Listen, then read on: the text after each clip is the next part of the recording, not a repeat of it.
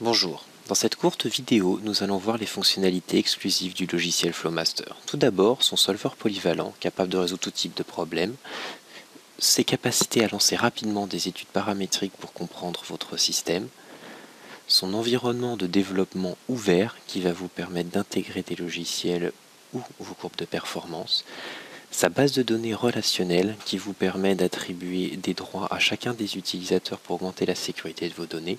Et enfin, ses courbes de performance intégrées qui vous permettent de simuler rapidement des systèmes simples comme des systèmes compliqués. Lorsqu'on veut faire une étude sur Flowmaster, la première chose à faire est de créer un projet et de le renommer. Ensuite, nous allons naviguer parmi la librairie de composants disponibles. Nous allons sélectionner en fait les composants qui vont nous servir à construire notre workflow. Ici, nous allons créer une pompe. Automatiquement, la pompe est ajoutée à la sélection en cours. C'est une fenêtre fournie par Flowmaster qui permet à l'utilisateur d'organiser et de contrôler son réseau.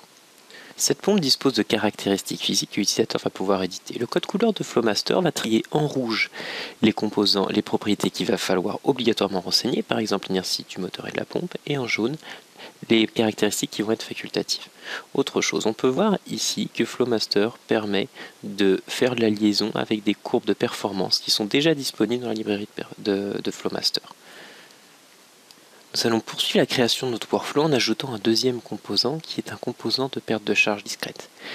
Nous allons voir que à la première connexion de deux composants, Flowmaster va nous demander quel type de circuit nous souhaitons créer. Ici, nous allons sélectionner un circuit incompressible. Nous allons poursuivre la création de workflow en ajoutant certains autres composants. Donc nous avons vu que nous pouvons utiliser des composants électromécaniques comme une masse ponctuelle, des sources de débit et ici un échangeur thermique. La création de workflow dans Flowmaster est simplifiée par ses capacités d'attacher les nœuds à une grille.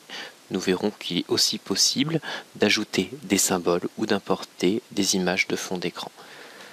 Nous allons terminer la création de ce workflow en ajoutant un thermostat qui nous servira à voir comment utiliser les courbes de performance dans Flowmaster.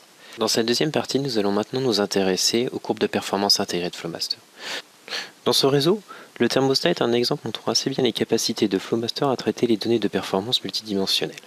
Nous voyons comment naviguer dans la librairie de Flowmaster pour atteindre la surface représentant l'ouverture en fonction de la différence de pression et de la valeur d'un autre paramètre. Nous pouvons également, pour le composant masse ponctuelle, changer le matériau en sélectionnant l'aluminium dans une librairie. De la même manière, on peut modifier le fluide circulant à travers notre réseau.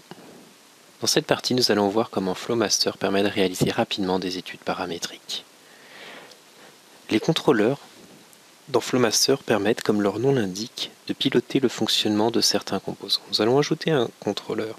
Ces contrôleurs peuvent appeler des codes de calcul extérieurs et réaliser ainsi des co-simulations. Ici, nous allons contrôler une pompe et ajouter une variable paramétrique nommée pump speed qui nous permettra de piloter cette composante sous un format tabulé. Ainsi, si on se déplace maintenant dans l'onglet Variable Parameter, on voit que pump speed apparaît. Dans cette fenêtre, on va avoir la possibilité de créer un plan d'expérience en rentrant certains paramètres qui va générer automatiquement un ensemble de simulations à lancer. En appuyant sur Yes, Flowmaster va lancer l'ensemble des simulations. En revenant au contrôleur, nous allons pouvoir voir comment Flowmaster offre un environnement ouvert de conception. On voit qu'on a la possibilité pour chacun des contrôleurs d'éditer en C# un code qui nous permet de piloter à l'extérieur ce composant. Solver polyvalent. Dans cette section, nous allons voir la polyvalence du solver de Flowmaster qui va permettre de prédire les flux, les pressions et les températures, permettra notamment d'analyser les variations temporelles de ces valeurs. Donc nous avons ici sur notre thermostat 4 jauges qui vont mesurer des informations en temps réel de notre simulation. La fenêtre actuellement à l'écran et la fenêtre d'écale qui permet de sélectionner quels composants nous voulons voir sur la fenêtre active. En passant dans l'onglet Simulation, nous pouvons voir le type de solver que nous voulons utiliser, ici Heat Transfer, et sélectionner l'instant initial et l'instant final. Une fois que les réglages sont terminés, nous pouvons cliquer sur Run et la simulation se met en route. Ici, les jauges que nous avons créées donnent l'information en temps réel sur les valeurs d'ouverture de vanne, de température et de bypass. Ces informations peuvent être exportées en temps réel vers un autre logiciel. En plus des résultats des jauges en temps réel, Flowmaster propose d'autres éléments et nous allons voir notamment comment on pourrait créer sur ce réseau-là des codes de couleurs apparaissant aux différents nœuds du réseau, nous indiquant la valeur d'un paramètre.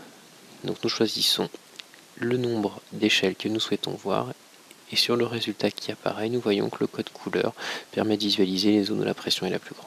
Nous allons maintenant aborder l'aspect base de données relationnelle de Flowmaster V7.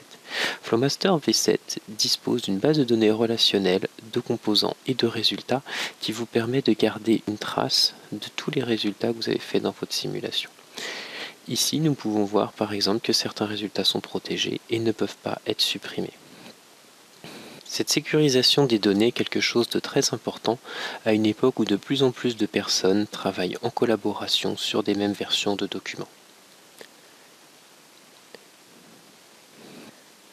Toujours dans un souci de protection des données, on peut donner uniquement à certains utilisateurs un droit de lecture en écriture sur certains paramètres.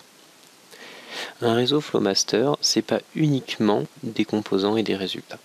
On peut voir qu'effectivement, quand on clique sur un réseau, les résultats sont attachés, mais on peut également attacher d'autres types de documents, comme des documents PowerPoint expliquant les différentes caractéristiques et les différents composants de notre réseau. Toujours dans un souci de sécurisation des données, Flowmaster empêche l'utilisateur d'effacer par erreur un réseau et des résultats. Ainsi, à la demande de suppression, Flowmaster va vous proposer de créer un nouveau réseau en supprimant les résultats attachés ou de garder les résultats attachés à votre réseau.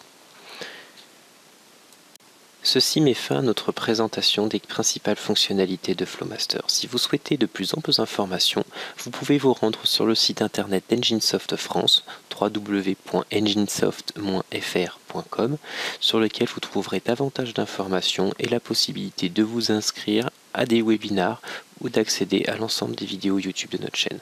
Merci pour votre attention.